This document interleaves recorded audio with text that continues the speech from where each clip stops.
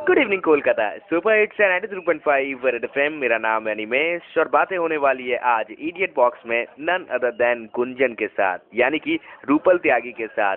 सपने सुहाने लड़कपन के में हमने उन्हें गुंजन के रोल में देखा है। बहुत स्ट्रॉन्ग कैरेक्टर है उनका और उनके साथ हमारी इस वक्त रेड एफएम पे बातें होने वाली है। रूपल, आपका बहुत बहुत स्वागत है रेड एफएम कोलकाता पे। सबसे पहले थैंक यू सो मच। मैं तो बहुत एक्साइटेड हूँ फाइनली। सबसे पहले आपको बताना चाहूंगा, कोलकाता में आपके फैन फॉलोअर्स काफी ज्यादा है, लोग आपको काफी ज्यादा पसंद करते हैं। क्या कहना चाहेंगे सबसे पहले कोलकाता शहर के बारे में? कोलकाता के फैंस को मैं ये कहना चाहती हूँ कि first of all thank you इतना सारा प्यार देने के लिए।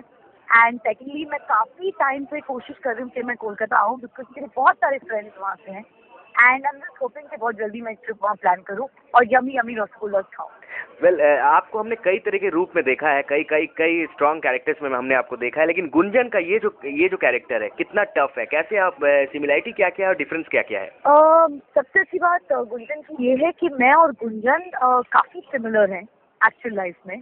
तो एक्सेप्ट कि गुंजन कई बार ऐसी चीजें कर देती है जो बहुत ज्यादा गट्स होते हैं, जितने गट्स उतने शायद मुझमें नहीं है। बट अब ये कैरेक्टर प्ले करने के बाद आई थिंक मैं ऑलमोस्ट वैसी होती जा रही हूँ। वो जो खोया और गट्स था वो वापस आ रहा है। क्या बात है, क्या बात है। वैसे आपको बता दूं कि हमने सुबह से ही हम बातें कर रहे थे, कुछ हमने लिस्ट बनाई थी कि किनको किनको हमें कॉल करना है, तो आपके लिए बहुत सारे सवाल आ चुके हैं। अभिषेक है इनका नाम। ये आपसे एक सवाल पूछना चाहते हैं कि आप एक अच्छी कोरियोग्राफर के साथ साथ अच्छी एक्ट्रेस हैं, तो जब पहली बार आपने सुना कि भूल भुलैया में आपको कोरियोग्राफ करना है, इतना इतना एक ऐसा गाना जो सबके दिमाग को छू गया, सबके दिलों को छू गया, मेरे ढोलना, क्या चल रहा था आपके दिमाग में, कुछ बताना चाहेंगी? एक्चुअली मेरे ढोलना के बाद actually first of all hi Abhishek. And मेरे ढोलना की अगर मैं बात करूँ तो मैं उस गाने को लेकर बहुत नर्वस थी, बिकॉज मेरा जो डांस फॉर्म था जो मैंने सीखा था वो था कंटेम्प्रेरी एंड जैज। बट मैंने कभी कथक लाइफ में नहीं सीखा था। एंड उस सॉन्ग में हमने विद्या मैम को कथक सिखाना था। तो उस गाने से ठीक 3 महीने पहले से हम लोग खुद कथक की ट्रेनिंग दे रहे थे। तो मैं बहुत नर्वस थी। But eventually on the day Vidya ma'am ने इतना अच्छा परफॉर्म किया, उन्होंने पूरी तरह से उस गाने को अपनी एक्सप्रेशन से होल्ड किया, मोर देन द स्टेप। तो हमारे लिए हमारा काम काफी इजी हो गया था उस टाइम पर। एंड इवेंचुअली गाना बहुत अच्छा बन के आया, which is again God grace. क्या बात है, क्या बात है। आपका अभी तक का सफर कैसा रहा है, कितना सफर करना पड़ा आपको? मैंने काफी एक्चुअली सफर किया है, ऑलमोस्ट 2006 से लेकर 2012 तक, जब तक कि सपने सुहाने नहीं लॉन्च हुआ। इस बीच मैंने बहुत सारे शोज किए हैं जो अनफॉर्चुनेटली इतने पॉपुलर नहीं हुए। बट जिस आई थिंक किस्मत में लिखा था कि ये वाला शो इन पर्टिकुलर हिट हो जाए, लोगों को इतना पसंद आए एंड कैरेक्टर इतना लव्ड हो जाए more than anything else.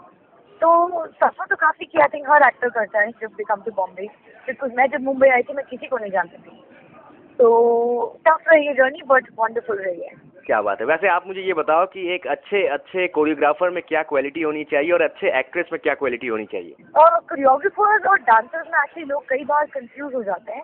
Dancer वो इंसान है जो किसी के स्टेप सिखाए हुए अच्छे से डांस कर सके। कोरियोग्राफर वो है जो एक नॉन डांसर को भी डांस करवा सके, तो क्वालिटी आई थिंक कोरियोग्राफर में पेशेंस होनी चाहिए, सिखाने का आर्ट होना चाहिए कि आप किसी को कैसे सिखा सकते हो, सिंपल स्टेप्स को भी आप अमेजिंग कैसे लगा सकते हो। That is the choreographer's quality. As an actor I think सबसे टफ जॉब एक्टर के लिए होता है, स्पेशली डेली सोप, देखिए रोज आप अपने कैरेक्टर में रहें एवरी डे।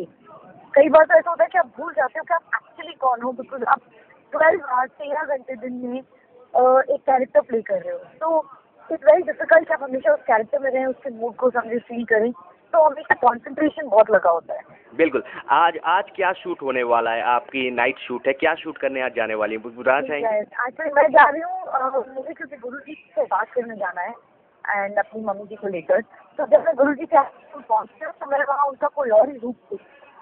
तो बेसिकली आज वही सीक्वेंस शूट कर रहे हैं और वो नाइट का चंक है जिसमें मैं देख रही हूँ कि गुरुजी काफी मस्ती कर रहे हैं, मैजिक सीख रहे हैं और एक्चुअल से गुरुजी वो है नहीं।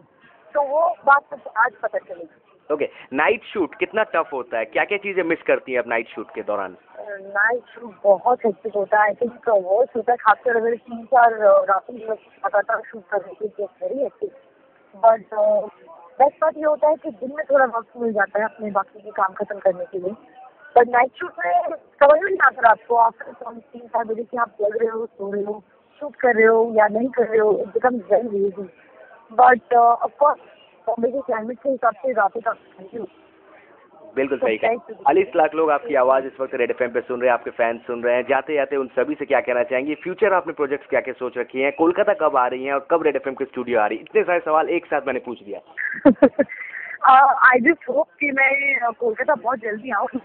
मैं जानती हूँ, मुझे काफ़ी सारे न्यूज़ आते हैं कोलकाता से एंड आप सब बहुत प्यारे हो एंड मैंने बहुत सुना है कोलकाता के बारे में बिकॉज मेरी काफ़ी सारी फ्रेंड्स वहाँ से हैं एंड विश कर रही हूँ कि मैं बहुत जल्दी आऊँ और आप सबसे पर्सनली मिलूँ and Animesh I wish to come to your studio very soon. बिल्कुल, हम भी चाहेंगे आप इसी तरह हम सबको एंटरटेन करते रहें, इसी तरह हम आपको और भी नए नए अच्छे अच्छे रोल्स में देखते रहें। Thank you so much Rupal, हमें समय देने के लिए। बहुत अच्छा लगा आपसे बातें करके। थैंक्स अ लॉट यार, थैंक यू। चलिए, ये थी हमारे साथ none other than choreographer cum actress Rupal त्यागी, जिनके साथ हमारी रेड एफएम पे बातें हो रही थी। काफी कुछ जानने को मिला उनके जिंदगी के बारे में। 93.5 रेड एफएम, बजाते रहो।